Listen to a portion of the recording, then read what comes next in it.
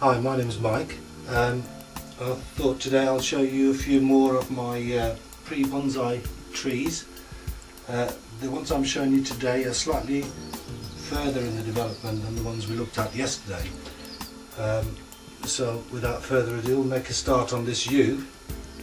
This is a tree that I've obtained from a hedge clearance at the local church. It's a pretty hefty trunk. The yew generally grow fairly slowly, so I reckon this tree is a fair age. I've established the primary branch system now, and I'm now in the process of just pinching back to develop the foliage pads. Now this tree has got a small fault, which basically is this very straight trunk that you can see going straight up here. However, I think with a little bit of judicious carving I can bring a little bit of movement into there. But I think overall it's a pretty nice tree, for saying that all I had to do to obtain it is to go down the road and actually dig it out. The second tree for today is this Trident Maple.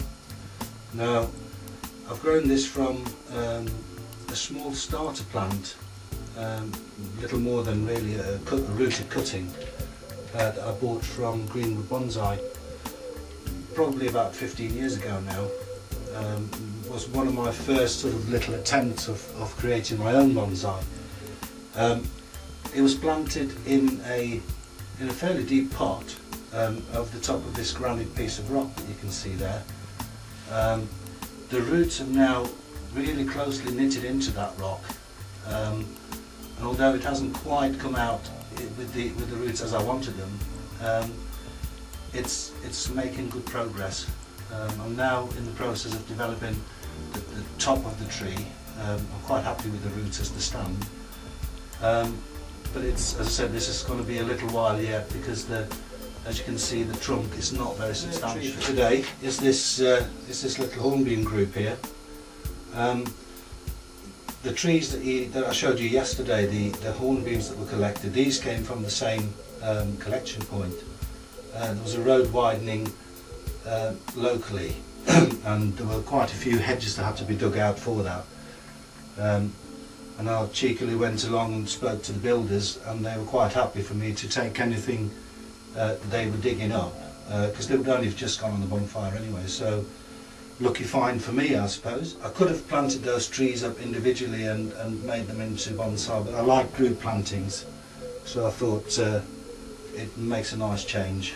As you can see, it's pretty early in the development. The branches at the top here need to be developed, and the foliage parts are pretty rough as they stand at the moment. But I would suggest probably another 2 or 3 years, and this will be a showable. Lastly for today, but by no means least, is this Mugo Pine. Now this has got a bit of a checkered history. I've got that from a neighbour down the road who was clearing out a front garden, and this had been sitting in a battered old plastic pot in soil that sort of resembled dust, really. The soil was completely sodden, and when I took the tree out of the soil, I was quite surprised that the tree was alive. There was literally no root on it. All the roots had rotten away in that soggy soil. Well, I did plant it up, but didn't have much hope for it. But over the last couple of years, it's recovered quite considerably. So I'm now starting to work on this tree as a semi-cascade, or maybe a cascade. I'm not sure yet. It's quite difficult to find a front on this tree. I'm sort of assuming that the front would be somewhere in that region here, with the cascade coming down the backside and down. It's in this large pot at the moment because I'm still trying to establish the root system on this tree, and I'm not doing too much pinching on here. I'm just going to try and let this tree recover its vigour, It's got some nice natural deadwood on it that runs along this branch. There's a lifeline pretty thick that comes all the way along and up to the top end, although this top is not very vigorous, so I need to, well, again, was a nice find, no cost, all I had to do is pick it up, and I'm pretty pleased with that one. Okay, I've moved the camera in a bit closer now, again, so you can see a bit more of the detail on that tree. So I'll give you a quick 360 spin on this tree.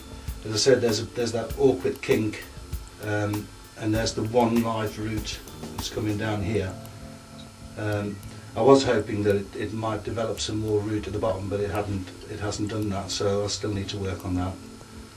As I said, this is quite an awkward arrangement here, but I didn't want to bend that too much at the moment. I might have to do quite a bit of work on that.